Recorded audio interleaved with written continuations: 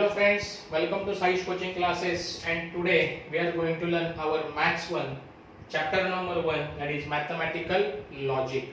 Okay, it is a very easy and mark मिळवून देणार असं एक चॅप्टर असं मॅथेमॅटिकल लॉजिक. तर याच्यामध्ये आपल्याला एकूण 7 गोष्टी शिकायच्या आहेत. एक म्हणजे statement and its truth value.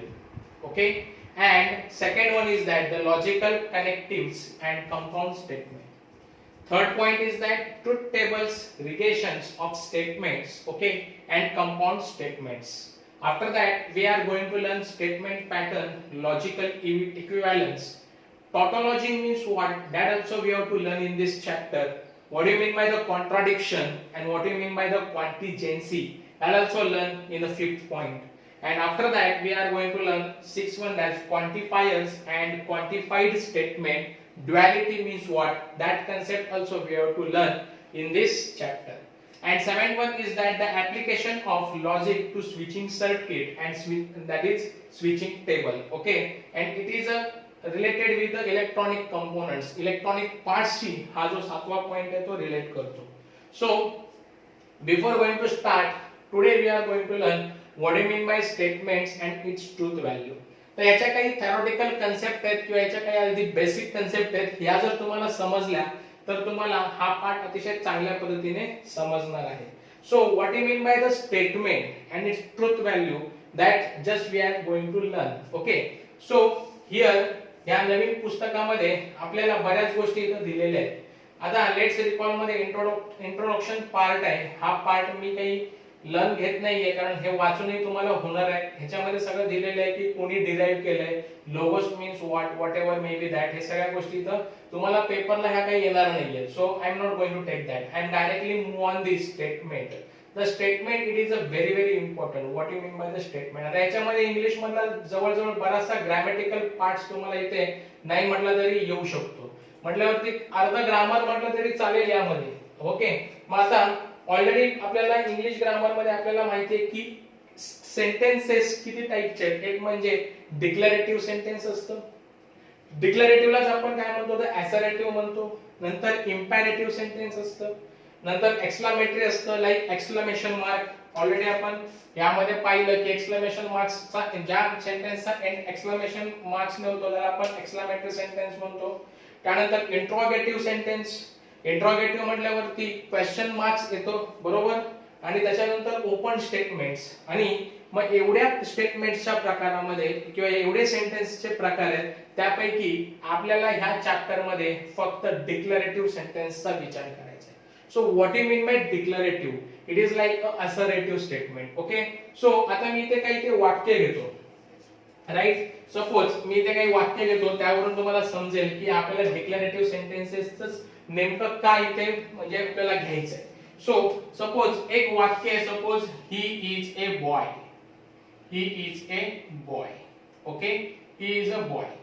Okay, this is my first statement और first sentence. Second sentence I am say are you crazy. म्हणजे इथे पहिलं सेंटेन्स काय घेतलं, तो मुलगा आहे, ही इज अ बॉय. त्याच्यानंतर मी तुम्हाला सांगतो are you crazy. Are you crazy म्हटल्यावरती काय तुम्ही मूर्ख आहात का, असे त्याचा अर्थ होऊ शकतो. Now close the window. What? Close the window. आता क्लोज द विंडो हा एक काय केलंय, ऑर्डर केलेली आहे, राईट. त्यानंतर अजून एक suppose how beautiful you are. How beautiful you are. Okay, now आता जर ह्या सेंटेन्स कडे जर आपण व्यवस्थित जर बघितलं तर तुम्हाला एक गोष्ट लक्षात येईल की हा इकडे काय आहे, इंट्रोगेटिव्ह. हा वाला काय आहे, ऑर्डर दिले म्हटल्यावरती इथे काय होणार आहे, इम्पेरेटिव्ह होऊ शकतो. How beautiful is, that is a exclamatory. मग फक्त आणि फक्त हाच एक स्टेटमेंट आहे किंवा हेच एक सेंटेन्स आहे, ते कसं आहे तुमचं असर्टिव्ह. आणि ह्याच्यात दोन व्हॅल्यूज निघतात. एकतर तो मुलगा असेल, ही इज बॉय, हे वाक्य कदाचित खरं असेल किंवा कदाचित खोटं असू शकतं. म्हणून याचे दोन आपल्याला कंडिशन्स निघतात, एकतर ट्रू किंवा एकतर फॉल्स. म्हणजे हे वाक्य तर पाहिजे आणि वाक्य असल्याच्या नंतर त्याची ट्रूथ व्हॅल्यू देखील निघाली पाहिजे. त्याला आपण म्हणतो तर ट्रू किंवा फॉल्स, त्यालाच आपण स्टेटमेंट असं आपण म्हणतो. सो आय होप सो की तुम्हाला स्टेटमेंट म्हणजे काय हे चांगल्या पद्धतीने समजलं असेल. A statement is a declarative assertive sentence which is either true or false but not both simultaneously, and sentence and statements are denoted by PQR small letters. Okay, so आता इथे तुम्हाला हे सगळं समजलं असेल की स्टेटमेंट काय असतं. स्टेटमेंट हे तुमची असर्टिव्ह सेंटेन्स असते आणि त्याला एक काय असतं, एक ट्रुथ व्हॅल्यू असते. एकतर ती ट्रू असेल किंवा एकतर फॉल्स असेल. ते दोन्ही एट अ टाइम येणार नाही, दोन्ही एट अ टाइम येणार नाही किंवा एकाच वेळेला येणार नाही. त्यालाच आपण काय म्हणणार आहे, स्टेटमेंट म्हणणार आहे. आणि ते स्टेटमेंट आपण डिनोट कशाने करतो, तर P, Q आणि R या सिंबॉलिकली आपण त्याला डिनोट करतो. मग what do you mean bye truth value of statement? Each statement is either true or false.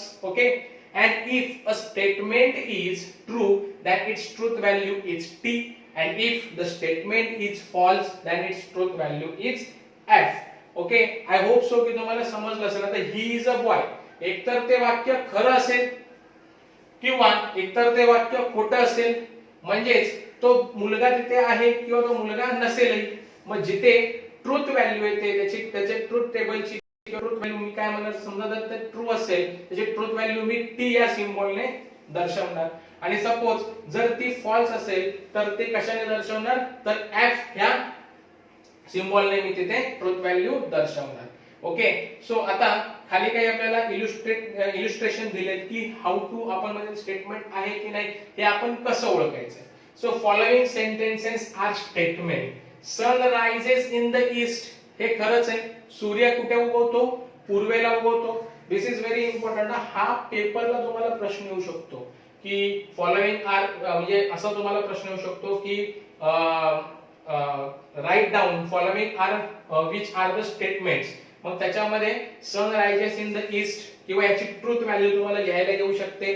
तर हे तुम्हाला हा IMP प्रश्नामध्ये मी तुम्हाला सांगू शकतो की बोर्ड मध्ये या वर्षी हा तुम्हाला येऊ शकतो. किंवा sun sets at the west असाही तुम्हाला प्रश्न येऊ शकतो. माझ्यामध्ये एक्सरसाइज मध्ये असेल. मग सन रायजेस इन द ईस्ट म्हणजे काय की सूर्य नेहमी पूर्वेला उगवतो. आता हे जगा वेगळं काय सांगायला नको, सगळ्यांनाच माहिती आहे की सूर्य कुठे उगवतो, पूर्वेलाच उगवतो. मग समजा हा स्टेटमेंट झाला, त्याची ट्रुथ व्हॅल्यू काय येणार आहे, T. बरोबर आहे. सो आता इथे सेकंड बघा, 5 multiply by 2. Okay, 5 multiply by 2 that is 11. They are given. आता ह्याचा मल्टिप्लिकेशन किती येतो, 10 येतो. पण त्यांनी काय दिलं, 11 म्हटल्यावरती ही स्टेटमेंट आहे. पण 5 मल्टिप्लाय बाय 2 काय येतं, 10. पण इथे व्हॅल्यू काय दिली, 11. So it is wrong. बरोबर, अझम्पशन आपलं काय रॉंग आहे. म्हणून ही स्टेटमेंट आहे पण याची ट्रुथ व्हॅल्यू काय येणार आहे, फॉल्स येणार आहे. आय होप सो की तुम्हाला मला काय म्हणायचंय समजतंय. Okay, so every triangle has 3 side. Yes, it is correct. Every triangle has 3 sides. It is true, so its truth value is true and it is a statement. Okay, so अशा पद्धतीने आपण statement आपण ओळखतो आणि statement ओळखल्याच्या नंतर त्याचा आपण काय करतो, तर ट्रुथ टेबल किंवा ट्रुथ व्हॅल्यू देखील लिहायला आपल्याला पेपरला विचारलं जातं. आय होप सो की तुम्हाला स्टेटमेंट म्हणजे काय ते समजलं असेल. अजून काही वाक्य दिलेत बघा. Mumbai is the capital of Maharashtra. आता हे जगाच्या पाठीवर सगळ्यांना माहिती आहे की Mumbai is the capital of Maharashtra. म्हणजे ही व्हॅल्यू, हे पण एक स्टेटमेंट आहे. याची ट्रुथ व्हॅल्यू काय येणार आहे, तर T येणार आहे. Every equivalent triangle is an equiangular triangle. बरोबर आहे. एव्हरी इक्विलॅटरल ट्रायंगल म्हणजे सर्व समभुज त्रिकोण. प्रत्येक समभुज त्रिकोण हा काय असणार आहे, इक्विअँग्युलर म्हणजे समकोन असणार आहे असं आपल्याला त्यांनी सांगितलंय. Yes, it is also true. आणि हे पण काय आपलं स्टेटमेंट आहे आणि हे स्टेटमेंट असून देखील याची ट्रुथ व्हॅल्यू काय येणार आहे, T असणार आहे. पण natural number is an integer, is also statement. मग आता खालच्या बघा बरं. आता खाली आपल्याला काही एक्झाम्पल्स दिलेत. Following sentences are not statement. Please, please म्हटल्यावरती इथे काय सांगितलं आपल्याला, एक इम्पेरेटिव्ह टाइपचा प्रश्न आहे किंवा इथे रिक्वेस्ट केलेली आहे. Please give your pen. म्हणजे इथे रिक्वेस्ट असेल तर ती स्टेटमेंट नसणार आहे. व्हॉट इज युअर नेम, प्रश्न विचारलाय. इंट्रोगेटिव्ह सेंटेन्स आहे म्हटल्यावरती काय येणार आहे, व्हॉट इज युअर पेन म्हटल्यावरती प्रश्नार्थ काही स्टेटमेंट असेल का, नाही. What a beautiful place it is, exclamation mark. Okay, it is a exclamatory sentences. Is it clear? How are you, it is interrogative, question marks. So they are not a statement. Do you like to play tennis? बरोबर आहे, तुम्हाला tennis खेळायला आवडतंय का? Interrogative म्हटल्यावरती statement आहे का? नाही, it is not statement. Open the window, order केली. Open the window, window open कर म्हटल्यावरती इथे काय की हा पण स्टेटमेंट येणार नाही. म्हणजे जिथे रिक्वेस्ट आहे, जिथे ऑर्डर आहे, जिथे इंट्रोगेटिव्ह आहे, जिथे एक्सक्लेमेटरी आहे, ते आपले काय नसतात, स्टेटमेंट नसतात. Okay, let us go for T. आता इथे पण काय केले, एक रिक्वेस्ट आहे, चला आपण चहा घेऊया. ओके, सिट डाऊन, ऑर्डर आहे, सिट डाऊन, खाली बसा. ओके, म्हणजे इंट्रोगेटिव्ह, एक्सक्लेमेटरी, कमांड आहे, ऑर्डर आहे, रिक्वेस्ट आहे, सजेशन्स आहेत, हे काय नसतात, स्टेटमेंट नसतात. आय होप सो की तुम्हाला ह्या गोष्टी चांगल्या पद्धतीने कळत असतील. Now consider the following. Now 3x upon 2 minus 9 is equal to 0. Okay, आता इथे त्यांनी सांगितलंय की ही स्टेटमेंट आहे का? बरोबर आहे. आता 3x upon 2 minus 9 ही स्टेटमेंट आहे का? तर आपण कसं ओळखणार? Just check it whether it is statement और not. So let check. 3x upon 2 minus 9 equals to 0. Now 3x upon 2 as it is, minus 9 go on that side. So 3x is equal to 9 multiplied by 2. So 3x is equal to 9 2s are 18. So x is equal to 18 upon 3. 3 1s are 3 3 c. So x is equal to 6. Okay. So when I am putting 6 in that x instead of that x, then my condition is satisfied. Is that clear? So then my condition is satisfied means see here when I put 6 I got here 9 minus 9 that is equal to 0.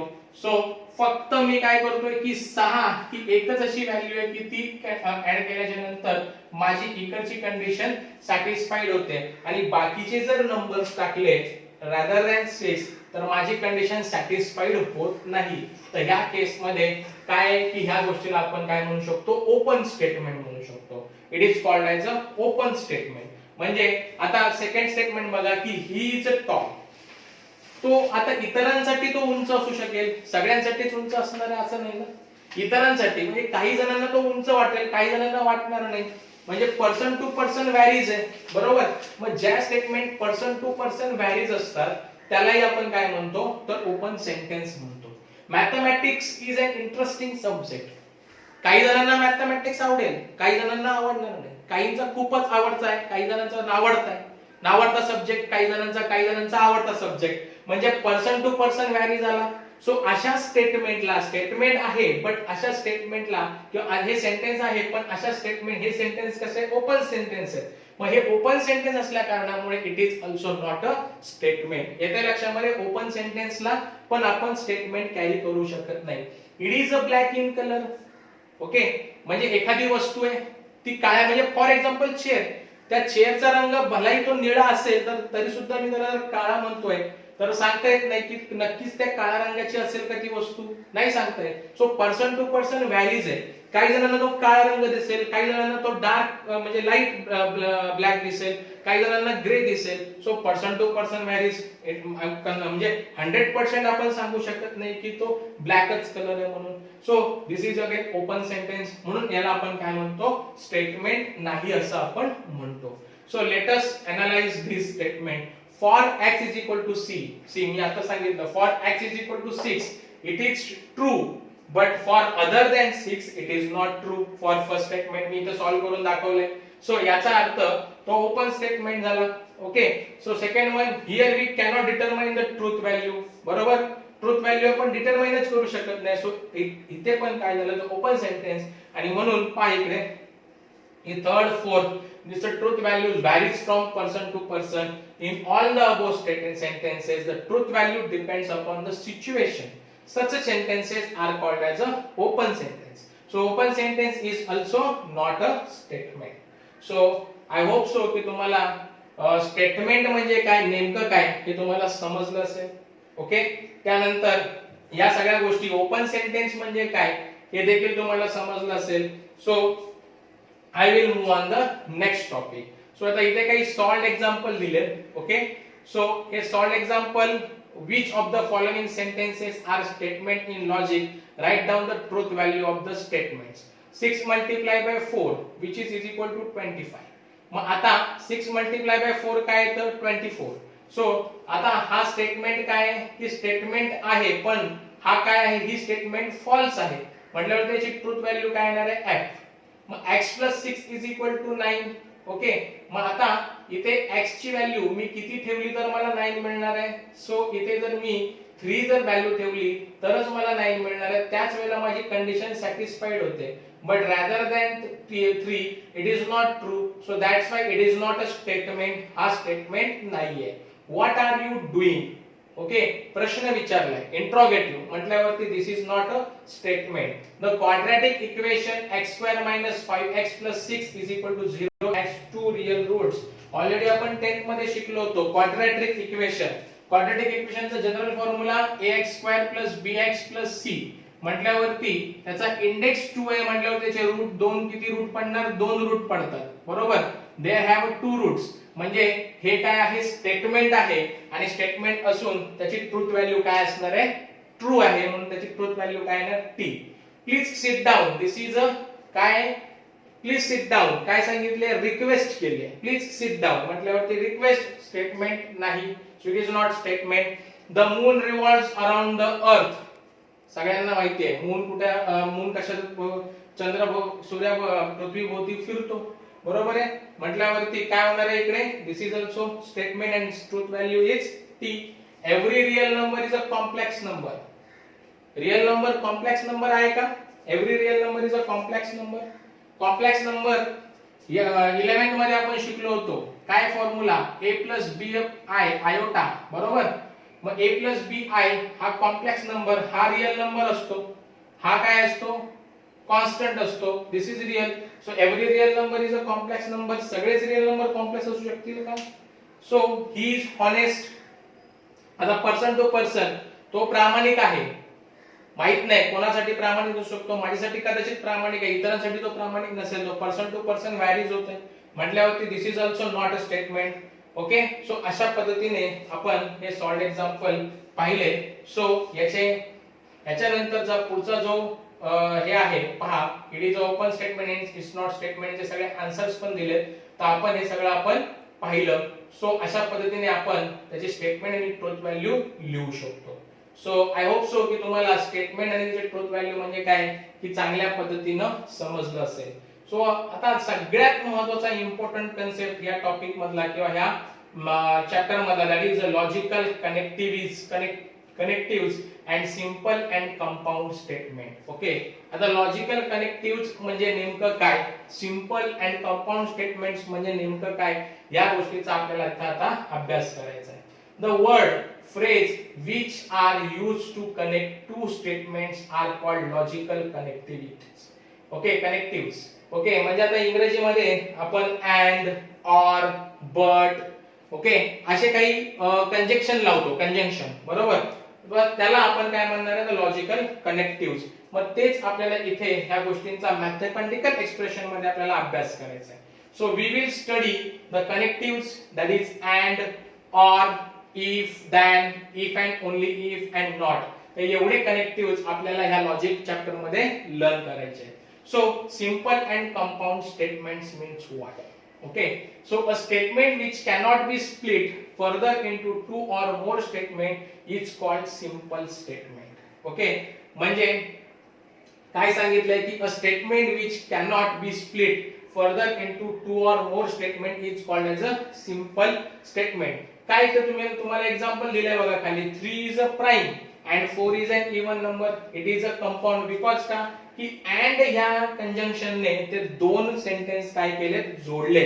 3 is a prime बरोबर and 4 is even number but 3 and 5 are twins prime number. मग आता 3 आणि 5 हे दोन्ही prime number हे माहिती आहे पण हे ट्विन्स म्हणजे काय त्याच्यामध्ये ट्विन्स प्राइम्स आहेत म्हटल्यावरती हा काय झाला सिंपल स्टेटमेंट. त्याच्यामुळे मल्टिपल्स काय होणार नाहीत स्टेटमेंट फॉर्म होणार नाहीत म्हणून त्याला आपण म्हणतो simple statement. So if statement is the combination of two or more simple statements, then it is called as a compound statement. I hope so. Simple statement म्हणजे काय तुम्हाला समजलंय, compound statement म्हणजे काय तेही तुम्हाला समजलंय. So we describe the some connectivities. मग आता काही कनेक्टिव्हिटीज आपल्याला शिकायचे आहेत. तर मी ते बुक्स मध्ये सगळ्यात पहिलं कनेक्शन तुम्हाला दिलेलं आहे, दॅट इज अँड. पण मी जरा वेगळ्या पद्धतीने घ्यायचं चाललंय. So just come on the board की मी काय म्हणतोय ते नीट लक्षात घ्या, की लक्षात ठेवायला तुम्हाला चांगलं आहे. ह्याच्या डेफिनेशन्स तुम्हाला बाय हार्ट करण्याची काही गरज नाही. तुम्हाला हा ट्रुथ टेबल समजला, ट्रुथ टेबल समजला तर तुम्हाला गणित सोडवायचे. त्या ट्रुथ टेबल वरून सगळा खेळ आपल्याला करायचा आहे. ह्या ट्रुथ टेबल जर एकदा तुमच्या लक्षात राहिला तर उद्या तुम्हाला सगळ्या पद्धतीची ह्याच्यावरती आधारित असलेली गणित देखील सोपी आहेत. सो मी आता तुम्हाला म्हणतो की दॅट इज पहिला आता पुस्तकामध्ये सांगितलंय कंजंक्शन. कंजंक्शन म्हटल्यावरती काय करायचे, जोडायचे. कंजंक्शन म्हटल्यावरती मला काय करायचे, जोडायचे.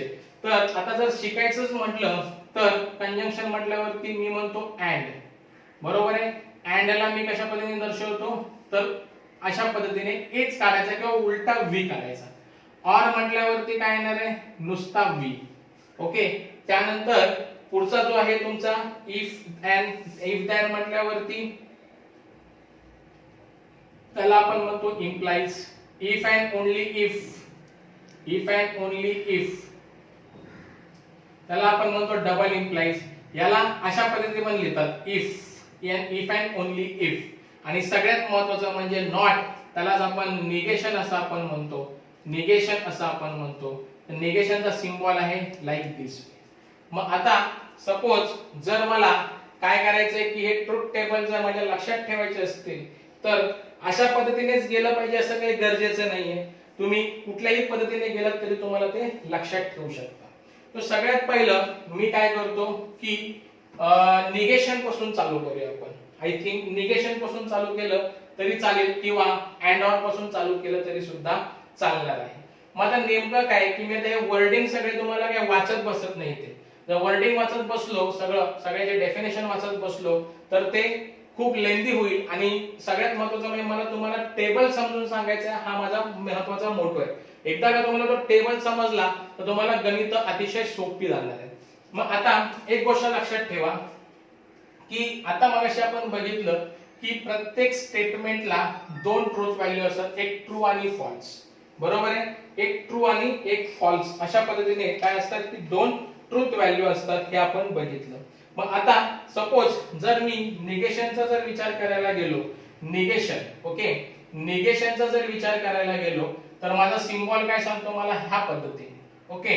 सपोज आता माझ्याकडे एक स्टेटमेंट असं आहे की he is a girl, sorry she is a girl, he is a boy और she is a girl, sorry he is a boy और शी इज अ गर्ल म्हटल्यावरती एक स्टेटमेंट आहे, स्टेटमेंट 1 आहे. बरोबर आहे. एका स्टेटमेंटला एकतर काय की ट्रू आणि फॉल्स अशा पद्धतीने मी ट्रूथ व्हॅल्यू लिहू शकतो. पण समजा माझ्याकडे एकच स्टेटमेंट आहे ही इज बॉय. ओके. मग त्या स्टेटमेंटला मी पी मानलं. मग सपोज माझ्याकडे एकच स्टेटमेंट आहे म्हटल्यावरती मी म्हणतो पी. बरोबर आहे. मग याचं मला काय करायचंय की निगेशन करायचंय. निगेशन म्हटल्यावरती निगेशन पी ह्या पद्धतीने. बरोबर आहे. मग आता एक स्टेटमेंट आहे म्हटल्यावरती त्याच्या कंडिशन्स किती येतील, दोनच कंडिशन येतील ना. एकतर तो ट्रू असेल, ओके, नाहीतर तो फॉल्स असेल. बरोबर. एकतर तो ट्रू असेल किंवा एकतर तो फॉल्स असेल. मग समजा पी ही स्टेटमेंट आहे, पी ही स्टेटमेंट आहे आणि पी स्टेटमेंट चे किती कंडिशन येणार, दोन. म्हणजे ह्या फॉर्म्युलासाठी आपण 2 and हा फॉर्म्युला आपण वापरू शकतो. स्टेटमेंट किती, एक म्हटल्यावरती 2 कंडिशन किती येतील, 2. समजा स्टेटमेंट माझ्याकडे 2 असतील तर 2 म्हटल्यावरती 2 म्हटल्यावरती 4 म्हणजे कंडिशन माझ्याकडे किती येतील, 4 कंडिशन येतील. समजा माझ्याकडे स्टेटमेंट असतील 3, 2 किती येणार, 8 म्हटल्यावरती माझ्याकडे 8 कंडिशन्स येतील. मग आता निगेशन साठी आपल्याकडे स्टेटमेंट किती असतं, फक्त एक. 2 म्हटल्यावरती कंडिशन किती येणार, 2. एकतर तो ट्रू किंवा एकतर फॉल्स. मग या स्टेटमेंटचं निगेशन व्हॅल्यू काय येणार आहे, ट्रू ची ऑपोजिट व्हॅल्यू फॉल्स आणि फॉल्स ची opposite value true. I hope so तुम्हाला समजतंय मला काय म्हणायचंय. ओके.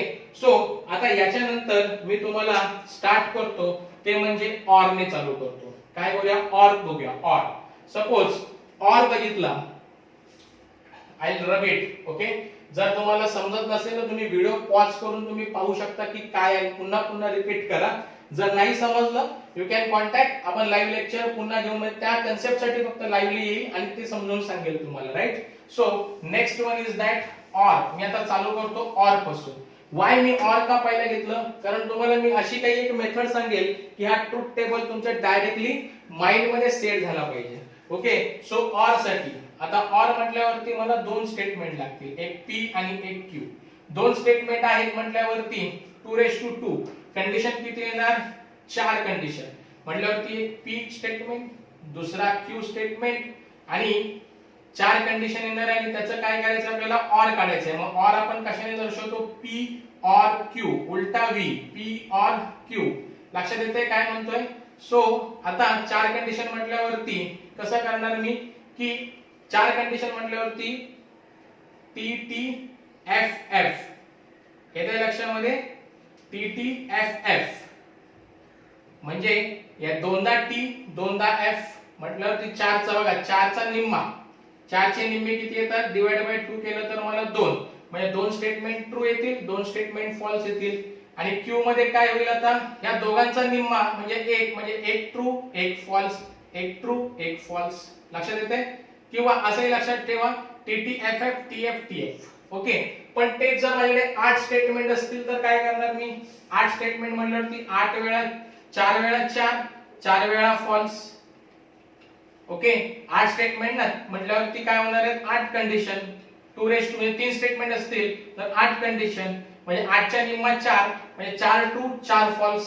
मग आता हे 4 ट्रू आहेत आणि 4 फॉल्स आहेत, 4 च्या निम्मे परत 2 म्हटल्यावरती TT F F, TT F F. Okay. 2 चा परत निम्मा 1 म्हटल्यावरती टीएफ टीएफ टीएफ टीएफ. हे आपल्याला पुढे जाऊन खूप चांगल्या पद्धतीने आपल्याला म्हणजे गणित सॉल्व्ह करताना खूप याचा उपयोग होणार आहे. पण तुर्तात तुम्ही काय करायचंय की इथे एवढ्या लांब जाण्याच्या ऐवजी फक्त मी तुम्हाला 4 कंडिशन मध्ये पहिलं समजावून सांगतो, त्याच्यानंतर याची व्हॅल्यू पाठ करायची नाहीये. जर पाठ केलं तर तुम्ही विसरणार आहे, पाठ केलं तर तुम्ही विसरणार आहे. आता ऑर, ऑर म्हटल्यावरती एकच गोष्ट लक्षात ठेवायचं की काय करायचंय की तुमचा सुरुवातीलाच किंवा ह्या दोघांमध्ये एक तरी टी आला पाहिजे, एक तरी ट्रू आला पाहिजे, तरच तुमचा रिझल्ट काय येणार आहे, ट्रू. मग आता बघा टी टी, एक तरी टी आलाय, एक टी आलाय, एक नाही 2 टी आलेत म्हटल्यावरती माझा काय येणार आहे, ट्रू. नंतर टीएफ, एक तरी टी आलाय, ट्रू. एफटी, एक तरी टी आलाय, ट्रू. सो इथे एकही टी नाही म्हटल्यावरती false. So this is my resultant. जर तुम्ही पाहिलं असेल इथे पीडीएफ मध्ये आपल्याला बुक मध्ये पण त्याच पद्धतीने तुम्हाला दिलंय, पण हे तुम्ही पाठ करत बसला तर तुमच्या लक्षात राहणार नाहीये. सो पी आणि क्यू 2 स्टेटमेंट 4 कंडिशन. मग 4 कंडिशन मध्ये TT FF TF TF, true true false false, true false true false. आणि रिझल्टंट मध्ये घेताना दोघांमध्ये एक तरी टी आला पाहिजे, एक तरी टी असेल तर माझी कंडिशन ट्रू. इथे एक तरी टी आहे म्हटलं तर 2 टी आहे, ट्रू. एक तरी टी ट्रू, एक तरी टी ट्रू, एकही टी नाही false. Okay. I hope so तुम्हाला ऑर कंडिशन समजले. नाव आता मी नेक्स्ट वळतोय अँड कंडिशन कडे. आता फक्त अँड साठी काय करतोय मी, उलटा व्ही, बरोबर. ऑर साठी सरळ व्ही होता, आता एक अँड साठी काय करणार आहे मी, उलटा व्ही. आता उलटा व्ही म्हटल्यावरती दिस इज रीड कसं करणार, P and Q, P and Q. आता पी अँड क्यू मध्ये कंडिशन एकच लक्षात ठेवा. ऑर मध्ये आपण काय बघितलं होतं, एक तरी टी पाहिजे. आता अँड मध्ये आपण काय करणार, दोन्ही टी असतील तर ट्रू, अदरवाइज फॉल्स. म्हणजे दोन्ही टी मला पाहिजे, पी मध्ये आणि क्यू मध्ये दोन्हीकडे काय पाहिजे, टी पाहिजे तरच ट्रू, अदरवाइज फॉल्स. बघा टी टी म्हटल्यावरती ट्रू, टी एफ दोन्ही टी पाहिजे, इथे नाहीये म्हटल्यावरती फॉल्स. दोन्ही टी फॉल्स, दोन्ही टीच पाहिजे फॉल्स. आला see in the PDF. Okay. See in the PDF T T T F F F. आणि ऑरचं पण मी मगाशी तुम्हाला सांगितलं T T T F. Okay. I hope so की ऑर मध्ये तुम्हाला काय सांगितलं, एकदा तरी टी आला पाहिजे. अँड मध्ये मी काय सांगितलं, दोन्ही टी पाहिजे. आता आपण इम्प्लाइजचा विचार करूया. राईट, इम्प्लाइजचा विचार करूया. इम्प्लाइज साठी कशा पद्धतीने आपण कंडिशन घेणार. सो आता इम्प्लाइजचा विचार करायचा म्हटल्यावरती त्याला आपण म्हणतो इम्प्लिकेशन किंवा कंडिशनल असं आपण म्हणतो, बरोबर ना. इफ असेल, हे असं असेल तरच ते होईल, बरोबर ना. इफ दॅन कंडिशन आहे ना, इफ दॅन कंडिशन, आणि त्यालाच आपण काय म्हणतो, कंडिशनल किंवा इम्प्लिकेशन. मग आता इम्प्लिकेशन मध्ये एक गोष्ट लक्षात ठेवा की कसं. So P implies Q, okay, म्हटल्यावरती T follows false, टीच्या नंतर Fच आला पाहिजे तर आणि तरच माझी व्हॅल्यू काय असणार, ट्रू. टीच्या नंतर T आलाय म्हटल्यावरती काय येणार आहे, टीच्या नंतर फॉल्स आला पाहिजे. मग टीच्या नंतर काय आलाय तर इथे T आलाय म्हटल्यावरती काय, ट्रू. टी फर्स्ट पाहिजे, टी आपल्याला काय पाहिजे, फर्स्ट पाहिजे. टी नंतर F आला तर मी काय म्हणणार, फॉल्स येणार. मग बाकी सगळे ट्रू. टीच्या नंतर F आला तर काय येणार, यामध्ये फॉल्स येणार, अदरवाइज ट्रू. टीच्या नंतर फॉल्स आहे, नाही म्हटल्यावरती ट्रू. टीच्या नंतर फॉल्स आहे, येस म्हटल्यावरती इथे फॉल्स. आता इथे काही प्रश्नच नाही, कारण टी पहिल्यांदा नाहीच आहे म्हटल्यावरती काय येणार आहे, ट्रू. आणि इथे पण काय येणार आहे, ट्रू. म्हणजे कंडिशन एकच, टी नंतर फॉल्स, ट्रू नंतर फॉल्स असेल तरच false, otherwise true. Okay, T नंतर F तरच false, otherwise true. So this true, this true, this true. You can see on the PDF also. Now what is in a biconditional then? मग biconditional मध्ये आपण काय म्हणतो, let's check. So this is your biconditional. Okay, मग आता biconditional मध्ये म्हटल्यावरती काय आहे की दोन्ही व्हॅल्यू मला काय पाहिजेत, सेम पाहिजेत. म्हणजे P आणि Q ची व्हॅल्यू ही काय पाहिजे, सेम. TT असेल तर ट्रूच येणार, अदरवाइज फॉल्स. दोन्हीकडे मला काय पाहिजे, टीच पाहिजे. किंवा काय म्हणू शकतो आपण, इम्प्लाइज दोन्ही सेम तर ट्री, अदरवाइज फॉल्स. दोन्ही सेम तर ट्री, अदरवाइज फॉल्स. म्हटल्यावरती टी म्हटल्यावरती ट्रू. इथे दोन्ही सेम आहेत का, नाही म्हटल्यावरती फॉल्स. इथे दोन्ही सेम आहेत का, नाही म्हटल्यावरती फॉल्स. दोन्ही सेम आहेत, yes true. Is it? I hope so तुम्हाला हे चांगल्या पद्धतीने समजलं असेल. पुन्हा एकदा रिपीट करायचे, or, and, negation, if and only if, and if and only if, and if that, सगळ्या कंडिशन आपण पाहिलेल्या आहेत. सो हे झालं बेसिक कन्सेप्ट, आणि हे तुम्हाला ट्रूथ टेबल समजणं फार महत्त्वाचं आहे. एकदा ट्रूथ टेबल तुमच्या जर लक्षात आलं तर आपल्याला एक्सरसाइज सॉल्व्ह करायला अतिशय चांगल्या पद्धतीने आणि अतिशय चांगल्या पद्धतीने म्हणजे सोपं जाणार आहे. हे ट्रूथ टेबल सगळे तुमच्या लक्षात राहिले पाहिजे. आय होप सो की तुम्हाला हे ट्रूथ टेबल सगळे समजले असतील. जर नसतील समजले तर यू कॅन कॉन्टॅक्ट मी. आपण त्यानंतर सगळ्या ह्या गोष्टींचा अभ्यास पुन्हा पाहिजे असेल तर मी पुन्हा एक्सप्लेन करेल. नसेल तर मग आपण उद्या एक्सरसाइज 1.1 आपण काय करूया, सॉल्व्ह करायला घेऊया. आय होप सो की हे सगळे ट्रूथ टेबल तुम्हाला समजले असतील. एक्सरसाइज 1.1 मी आज चालू न करता उद्या चालू करण्याचं प्लॅनिंग करतो, कारण हे ऑलरेडी तुम्हाला समजण्यासाठी बराच वेळ द्यावा लागेल. याची वारंवार प्रॅक्टिस करा. ही जर प्रॅक्टिस चांगल्या पद्धतीने झाली तर आपल्याला एक्सरसाइज सॉल्व्ह करायला चांगल्या पद्धतीने आपल्याला म्हणजे त्याची मदत होऊ शकते. सो आय होप सो की तुम्हाला ट्रूथ टेबल चांगल्या पद्धतीने समजलं असेल. सो मी इथे थांबतो आणि उद्या आपण काय करूया, एक्सरसाइज 1.1 पूर्ण सॉल्व्ह करण्याचा प्रयत्न करूया. So thank you for watching this video.